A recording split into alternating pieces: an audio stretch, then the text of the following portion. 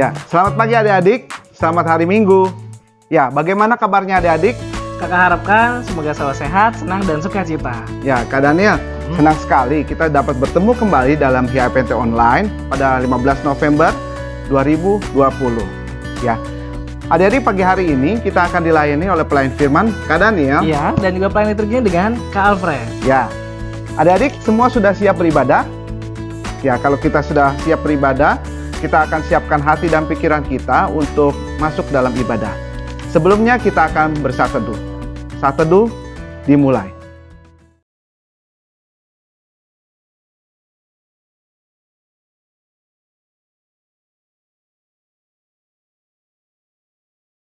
Saat teduh selesai. Adik-adik yang terkasih, dalam Mazmur pasal 150 dikatakan, "Pujilah Allah dalam tempat kudusnya. Pujilah Dia dengan tiupan sangkakala. Pujilah Dia dengan gambus dan kecapi. Biarlah segala yang bernafas memuji Tuhan. Haleluya." Adik-adik, saya undang untuk berdiri. Mari kita memuliakan Tuhan dan memuji Tuhan dari Gita Bakti 15. Haleluya, pujilah Tuhan.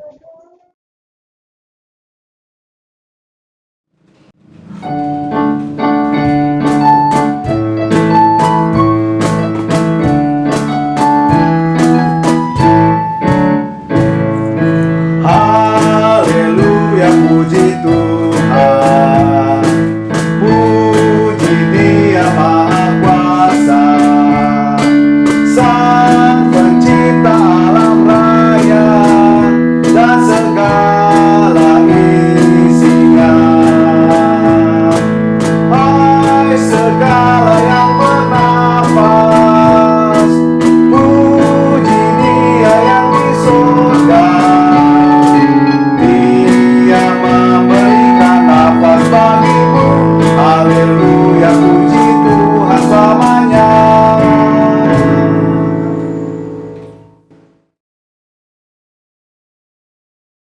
Adik-adik, kita akan masuk dalam doa pembukaan sekaligus dengan firman Tuhan. Mari kita satu di dalam doa. Bapa dalam kerajaan sorga, terima kasih untuk hari ini. Berkat-Mu dan juga kasih setia-Mu sehingga pada hari ini kami boleh mengikuti ibadah HIPT Online pada hari ini ya Tuhan. Kiranya Tuhan yang memberikan kami kekuatan, pengertian, hikmat Bapa dalam mengerti isi firman-Mu. Dan urapi hamba-Mu yang akan menyampaikan firman-Mu biar seturut dengan kehendak-Mu. Pimpin Tuhan dari awal, pertengahan, hingga akhirnya. Dalam nama Yesus kami berdoa. Haleluya. Amin. Adik-adik, kita akan masuk dalam pembacaan Alkitab yang dibacakan oleh adik lain kita bernama Israel Simamora.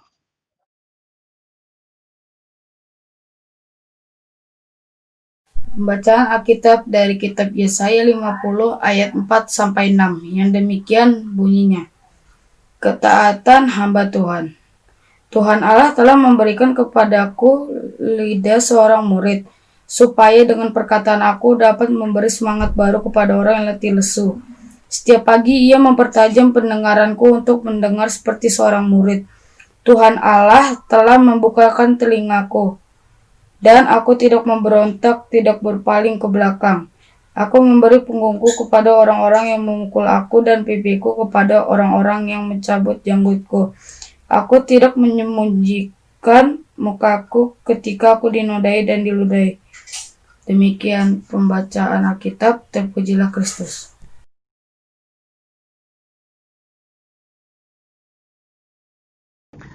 Adik-adik, firman Tuhan pada hari ini dengan tema pemimpin yang berintegritas.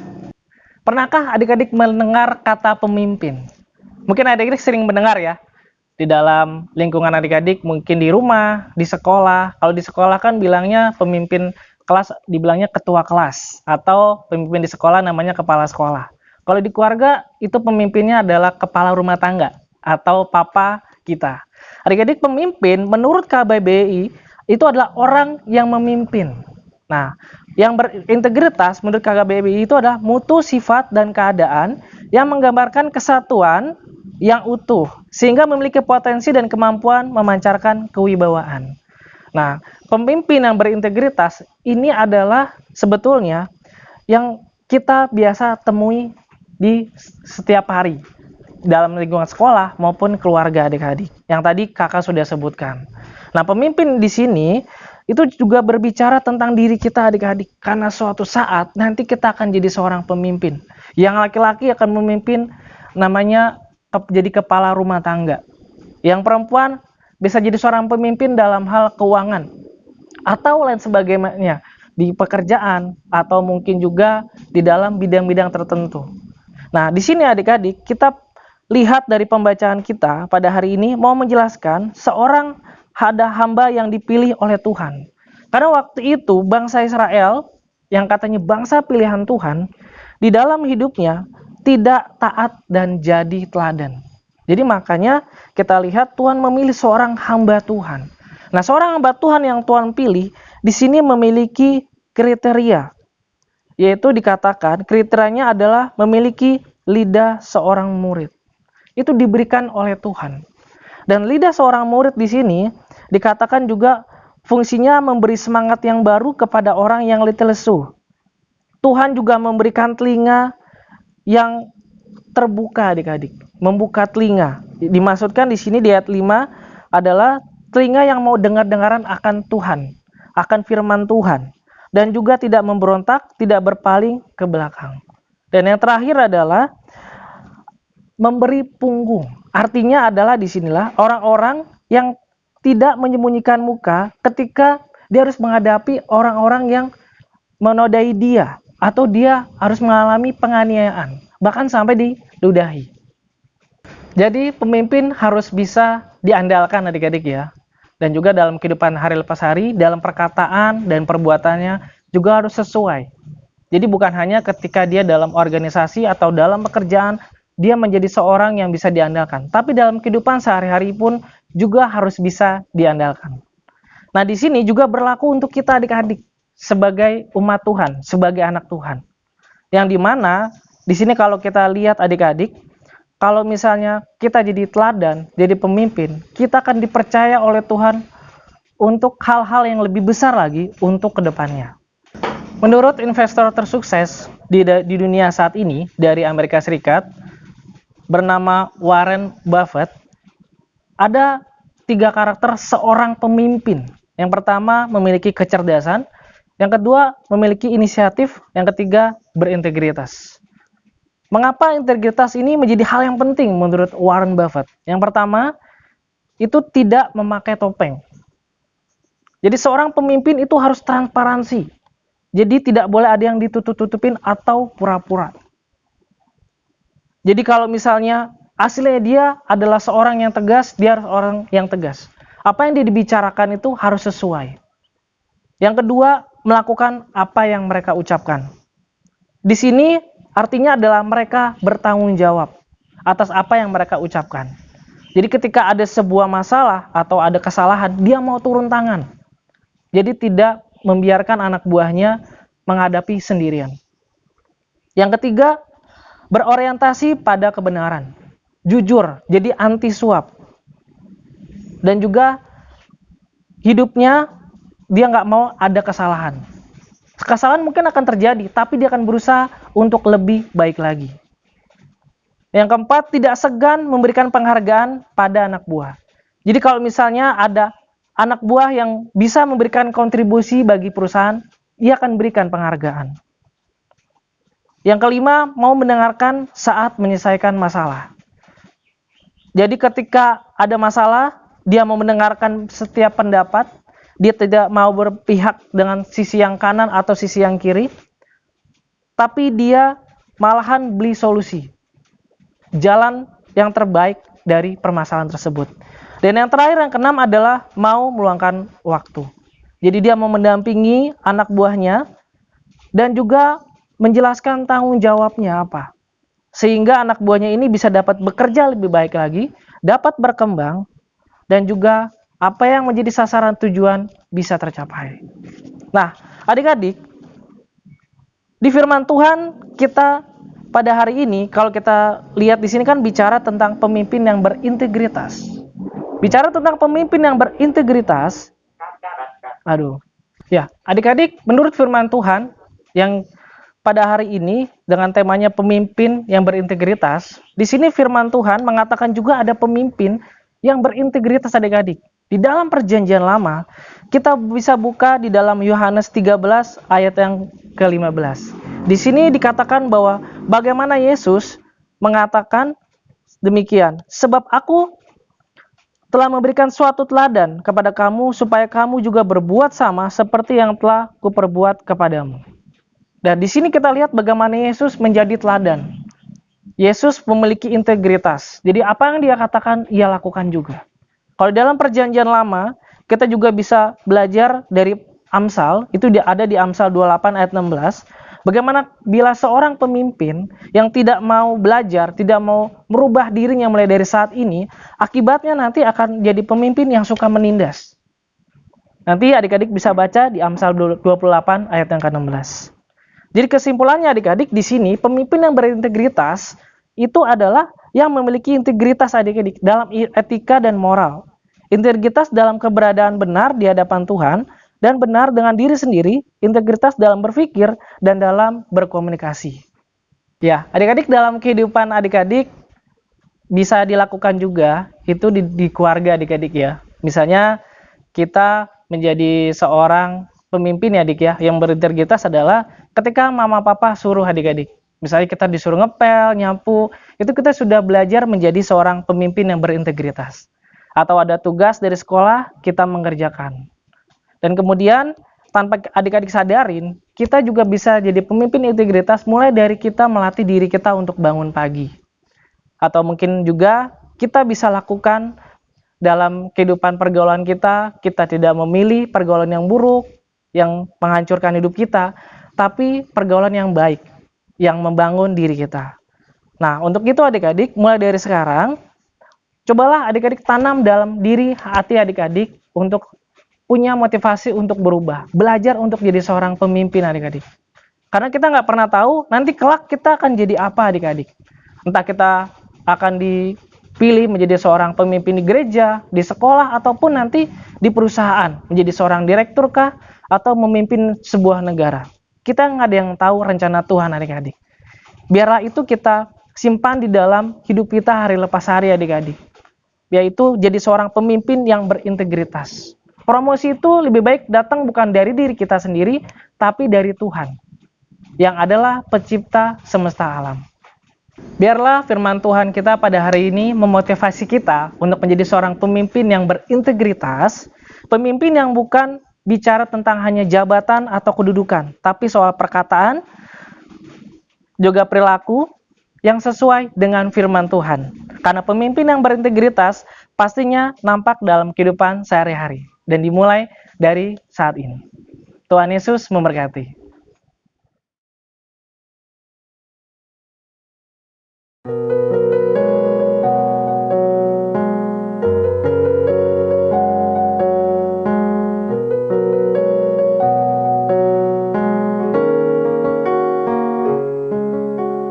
Alam semesta melukiskan kebesaran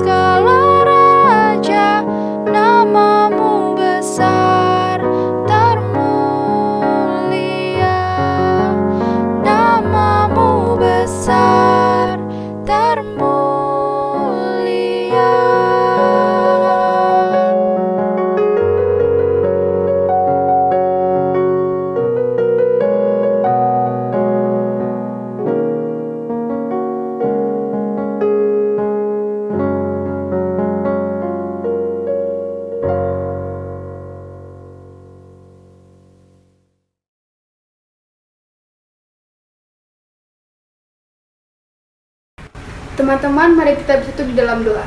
Tuhan Yesus, hari ini kami kembali untuk sekolah kami. Berkati sekolah kami, meskipun saat ini kami sedang melaksanakan sekolah online. Berkati kami, agar kami tetap menjadi anak yang rajin, untuk fokus dalam pembelajaran kami. Dan kami juga berdoa untuk guru-guru kami, beri guru-guru kami kesehatan, agar dapat menyediakan materi ajaran yang baik dan berkualitas untuk kami. Dan kami juga yang berdoa untuk orang tua kami, beri kedua orang tua kami kesehatan, dan beri kedua orang tua kami kekuatan dalam mencari nafkah. Dan kami berkati kami agar kami tetap menjadi anak yang selalu menghormati dan menyayangi mereka seperti mereka menyayangi kami. Inilah doa kami, haleluya. Bapa dalam kerajaan surga, kami berdoa juga Tuhan untuk rekan kami yang saat ini berbaring Tuhan di rumah sakit maupun di rumah. Biarlah Tuhan yang sembuhkan mereka, Tuhan jamah mereka satu persatu ya Tuhan.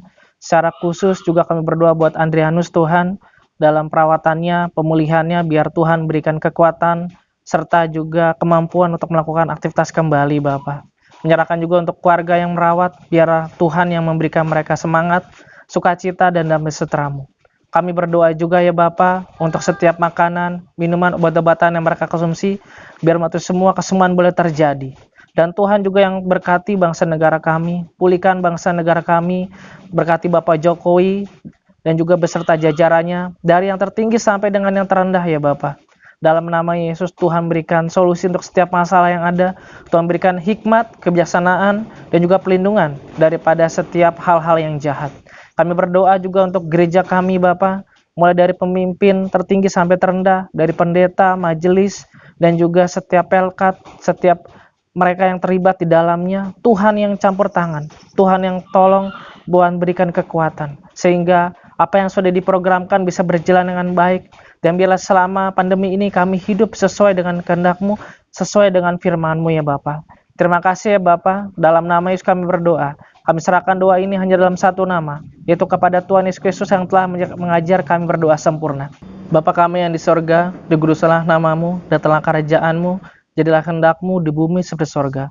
Berilah kami pada hari ini makanan kami yang secukupnya, dan ampunilah kami kesalahan kami, seperti kami juga mengampuni orang yang bersalah pada kami. Dan janganlah membawa kami ke dalam pencobaan, tapi lepaskan kami dari orang jahat.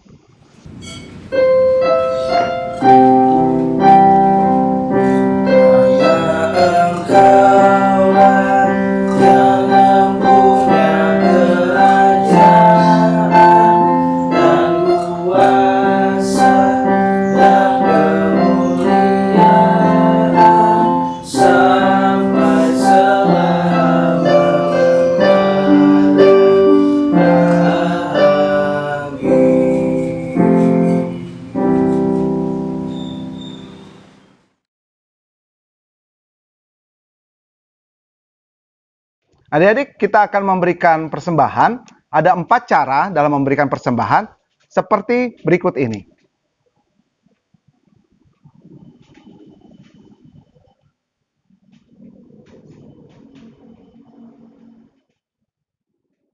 Tuhan Yesus memberkati persembahan adik-adik. Sambil memberikan persembahan, mari kita memuji Tuhan dari Gita Bakti 80. Mari bawa persembahan.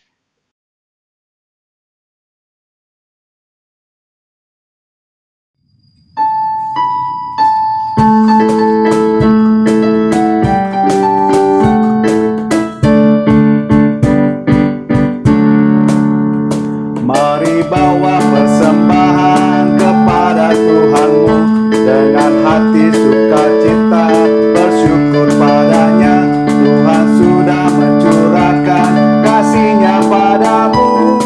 Mari mengucap syukur, muliakan Tuhanmu. Pujilah namanya, bawalah persembahanmu dengan sukacita padanya. Muliakan Tuhanmu, pujilah namanya, bawalah persembahanmu dengan sukacita padanya. Ya, adik-adik, kita akan menutup ibadah pada pagi hari ini. Saya undang adik-adik untuk berdiri. Kita akan menyanyi dari pujian KMM 112, Let the beauty of Jesus be seen in me.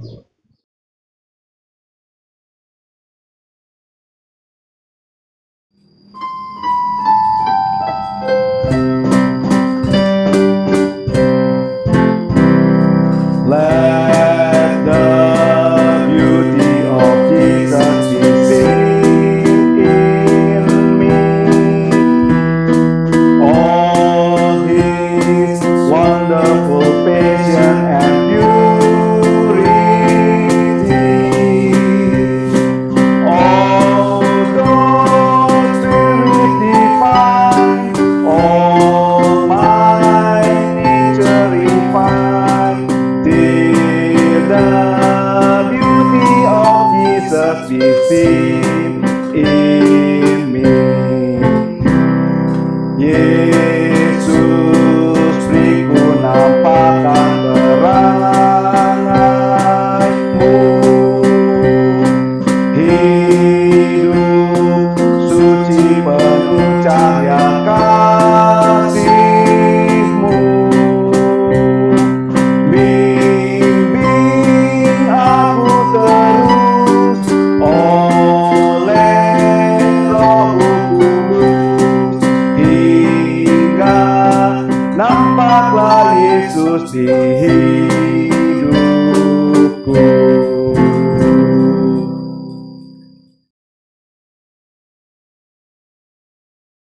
Hendaklah setiap kita menjadi seorang pemimpin yang berintegritas mulai saat ini, seperti Tuhan Yesus yang menjadi teladan buat kita, menjadi pemimpin yang baik buat kita. Arahkan hati dan pikiranmu kepada Tuhan, dan terimalah berkat Tuhan. Tuhan memberkati engkau dan melindungi engkau. Tuhan menyinari engkau dengan wajah-Nya dan memberi engkau kasih karunia. Tuhan menghadapkan wajah-Nya kepadamu dan memberi engkau damai sejahtera.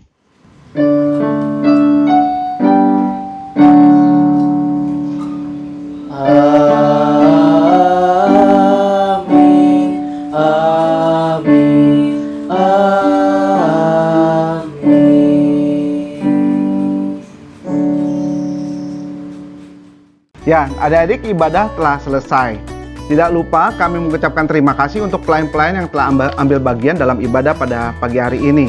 Untuk pemusik, terima kasih untuk Nicole, terima kasih untuk Eric, dan untuk tim Mulmed, terima kasih untuk Gerald, dan terima kasih untuk Kelvin.